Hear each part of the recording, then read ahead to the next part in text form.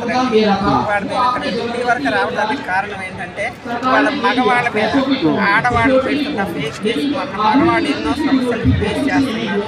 నేను వైజాగ్లో నాకు తెలిసిన పరిధిలో నేను చూసిన వాటిలో కొంతమంది సూసైడ్ చేసుకున్నారు, కొంతమంది సూసైడ్ చేసుకోకపోయినా బ్రతుకున్న జీవోత్సవాలకు వీళ్ళు పెట్టే కేసులకి వీటికి ఎన్నో రకాల ఇబ్బందులు పడుతున్నారు. దానికి కారణం ఏంటంటే ఆడవాళ్ళ ఉన్న చట్టాలను వాళ్ళు ఉపయోగించుకొని దాన్ని ఏంటంటే ఒక కేసు వాళ్ళ మీద నిజంగా ఎటువంటి ఏది జరగకపోయినా సరే మనకు హక్కు ఉంది, మనకు రైట్స్ ఉన్నాయి కాబట్టి మన మగవాళ్ళని ఏదైనా చేయవచ్చు అని పోలీస్ స్టేషన్కి వెళ్ళి వాళ్ళు ఏంటంటే ముందు ఒక కేసు పెడుతున్నారు. పెట్టగానే ఆ తర్వాత పోలీస్ స్టేషన్కి వెళ్ళిన తర్వాత వాళ్ళు ఏంటంటే ఒకవేళ ఈ అమ్మాయి పెట్టిన ఫేక్ కేసులు వాళ్ళని నిలబెట్టాలి పోలీస్ స్టేషన్ ఎన్నో రకాలుగా వాళ్ళు మగవాళ్ళు హెరాస్ చేస్తున్నారండి. ఆడవాళ్ళని మగవాళ్ళు హెరాస్ చేయటం కాదండి, వీళ్ళు పెట్టిన కేసులకి తర్వాత పోలీస్ స్టేషన్లో కానీ ఇటువల్ల వీళ్ళు ఆర్థికంగాను అటు శారీరకంగాను అన్ని రకాలుగా వీళ్ళు ఎన్నో కేసులు పెట్టారు మేడం.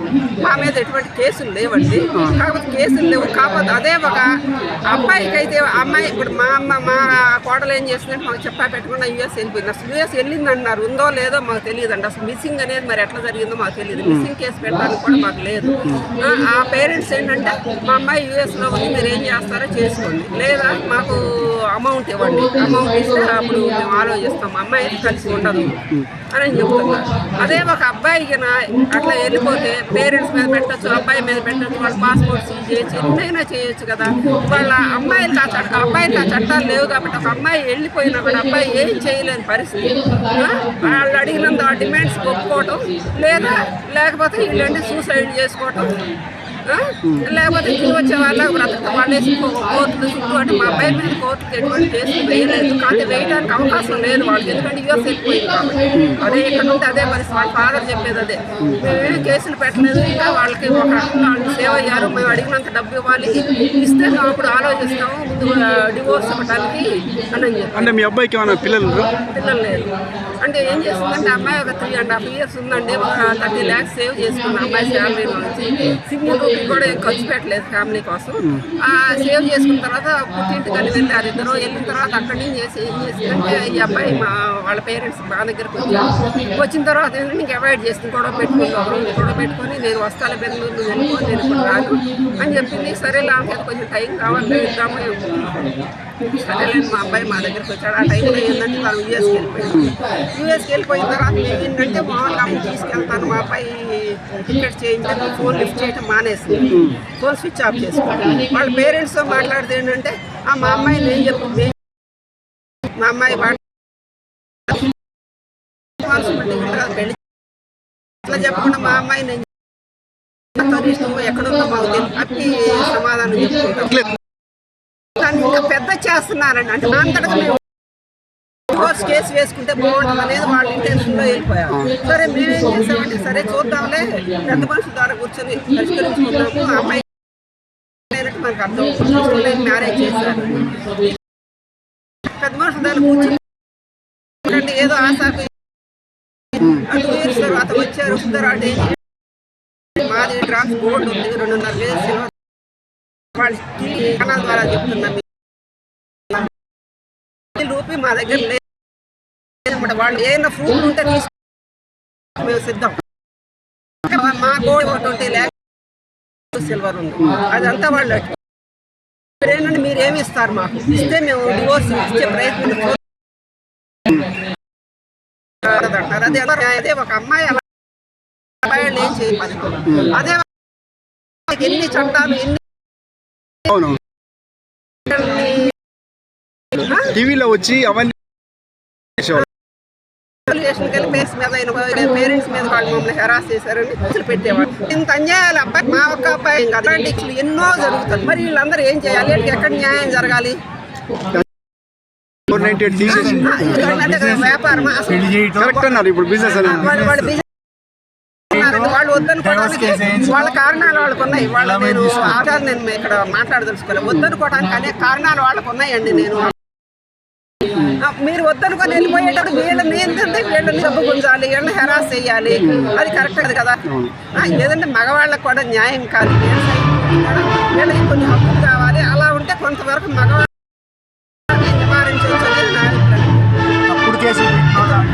తప్పుడు కేసులు అది పెట్టిన వాళ్ళకి శిక్ష ఉండాలి. తప్పుడు కేసులు పెట్టినప్పుడు వాళ్ళకి ఏంటంటే వాళ్ళకి కఠినంగా శిక్ష మీరు ఉండాలి. ఫైనల్ గా ఏం ఏం ఏం కావాలనుకుంటారు? గవర్నమెంట్ ఏం కోరుకుంటారు? మగవాళ్ళకి కూడా అండి హక్కులు కావాలి, మెన్స్ కమిషన్ కావాలి, వీళ్ళకి ప్రత్యేక చట్టాలు తీసుకురావాలి. ఆడవాళ్ళు పెట్టే కేసులు ఫేక్ అని తెలిసినప్పుడు వాళ్ళకి కఠినమైన శిక్షలు ఉండాలండి. కరెక్ట్ చెప్పారు. శిక్షలు ఉన్నప్పుడు ఇప్పటికి ఎన్ని కేసులు ఉన్నాయి అనుకుంటారు? ఫేక్ కేసులు తెలుసా మీకు? 98% కరెక్ట్ అన్నారు. 98%, 22 లక్షలు. 98 కేసులు ఫేక్ అని తేలి మనకి న్యూస్ ఛానల్ నిండా అన్ని ప్రూవ్ అయిన తర్వాత 98% ఇబ్బంది పడ్డారు కదండి. మన చట్టాలు ఎట్లున్నాయి? ఒక దోషి తప్పించుకున్న 100 మంది దోషులు నిర్దోష శిక్ష పడకూడదు. కానీ 98% నిర్దోషులే కదండి. వీళ్ళు శిక్ష కదా, శిక్షలు కూడా మామూలు శిక్షలు కాదండి. ఏంటంటే బ్రతకలేక బ్రతుకుతున్నామా జీవోత్సవాల్లా. కానీ ఇప్పుడు 60 ఏళ్ళు ఉన్న పేరెంట్స్ ఉంటున్నారండి, 60-65 ఏళ్ళు. ఇక ఆరోగ్య సమస్యలు వచ్చాయి. దాంతో పాటు వీళ్ళు పెట్టే ఈ కేసులు పెట్టినా పెట్టకపోయినా ఆ వయసులో ఈ పిల్లలకు వచ్చే సమస్యలు చిట్ట చివరిగా కొంచెం ఆరోగ్య సమస్యలు, కొంతమంది ఏంటంటే 10 ఏళ్ళు బ్రతకాల్సిన అనారోగ్య సమస్యలు చుట్టుముట్టి వీళ్ళు చిట్ట చివరిగా మీరు ప్రభుత్వాన్ని ఏం కోరుకుంటాం? కమిషన్ కావాలండి. ఫేక్ కేసులు పెట్టిన వాళ్ళకి కఠినంగా శిక్ష పడాలి. మాత్రం తర్వాత